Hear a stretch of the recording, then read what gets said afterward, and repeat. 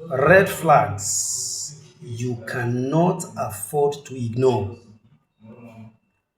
to have a safe real estate investment in Abuja.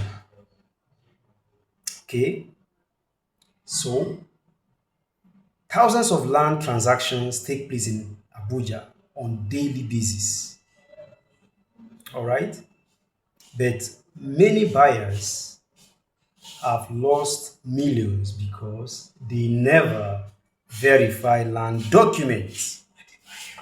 So the first red flag is having to do land transaction in Abuja without verification of land documents. Okay, that's the number one I'll be treating in this video. So it is not enough to have a realtor, an agent, or a marketer tell you or give you an offer of available lands, whether in an estate or wherever, to just take the word like that. No, the first thing to consider is title document. That is number one. Is the title document R of O or C of O? Okay. Having gotten that established, now verification of that title document. It doesn't matter whoever is talking to you about it. It makes no basis whether it's your church member or your mosque member or whoever or your community member. You put that aside. These are sentiments. So the first thing you think of is to verify that land title, that land document. Okay, because every genuine seller of land will never stop you from verifying land documents. Okay, so another, I think a particular mistake is to have a seller forward to you a land title or land document via social media. Okay, it is not reliable. Electronic C of O, R of O is not reliable because anybody can produce anything and tell you this is the C of O or the R of O. Okay, so you've got to do your due diligence. It is your responsibility to go verify the genuineness of that R of O or C of O. And what you do, as far as Abuja is concerned, is to go to AGs, all right, for verification of that title document.